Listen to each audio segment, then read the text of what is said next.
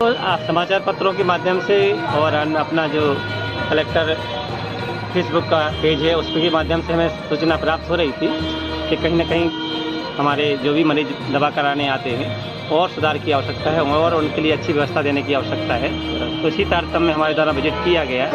तो यहाँ देखने में आया कि लोग मेहनत कर रहे हैं पर और उसको बढ़ाने की ज़रूरत है, समय पे आने की ज़रूरत है। कई चैम्बर में देखा कि अभी जो OPD चैम्बर हैं खाली पड़े हैं, 9:30 9:45 तक खाली पड़े हैं। तो निश्चित रूप से जब लेट आएंगे तो फिर पेशेंट परेशान होगा और पूरे पेशेंट का इलाज नहीं हो पाएगा।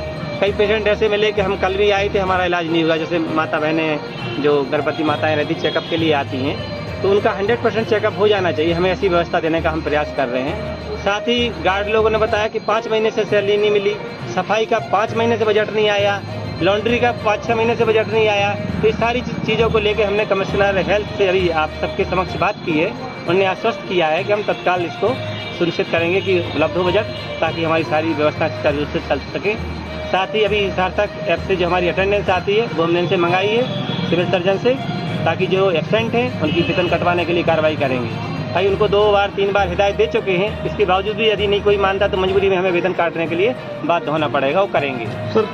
कल शासन को पत्र भेजा गया है पर उनने जो डिटेल मांगा है कि वास्तव में किस वार्ड में कितने बेड भरे हुए हैं उसकी जानकारी चाहिए गई है। तो हमने सिविल सर्जन को निर्देशित किया है कि तत्काल वो दें, ताकि अपन उसको परस्यू करके अपनी जो संख्या बढ़ाना है बेड की वो बढ़ सके और अपने लोगों को लाभ मिल सके। स्थिति बहुत बड़ी है, इसलिए बड़ी है क्योंकि हर स्टेप पे कहीं ना कोई कमी है। डॉक्टर समय पे नहीं आ रहे हैं, स्टाफ मिसबिहेव कर देता है, कहीं उनमें सहानुभूति नहीं है, कहीं ये नहीं है कि चलो ये अपने जैसे लोग हैं, अगर हमारी सैलरी ना मिले तो हमें कैसा लगता है। उनकी 5 महीने से गरीब आदमी की सैलरी नहीं मिल रही तो कैसा लगता है। जेडी को भी हमने बात की, जो सागर में जेडी मैडम बैठती हैं इनकी, उनको भी बोला है कि कम से कम महीने में 1 आध राउंड तो आप मारा करें जिले में। संभाग पे इसलिए बैठा ला गया है आपको कि अपने जिलों को देखें, ना कि केवल संभाग स्तर पर पूरे समय रहें।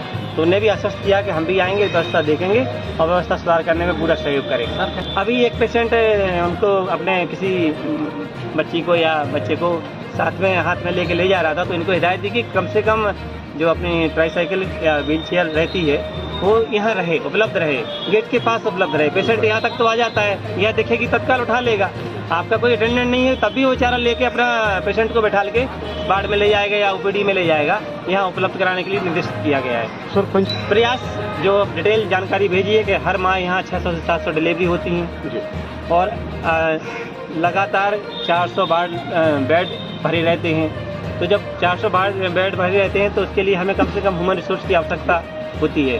ह्यूमन रिसोर्स कम होने के कारण सही समय पर सही इलाज दे पाना कठिन होता है और अटेंड कर पाना कठिन होता है। तो लोगों में आक्रोश होता है और निश्चित रूप से उनका आक्रोश जायज़ है यदि उन्हें समय पर इलाज नहीं लगे। तो इसलिए हमने बेड बढ़ाने के लिए प्रस्ताव भेजा है और उसके कारण से HR भी बढ़ जाएगा, डॉक्टर्स भी बढ़ेंगे और सारा स्टाफ भी बढ़ेगा। तो हमारे सभी क्षेत्रवासियों को अच्छी सुविधा मिलेगी।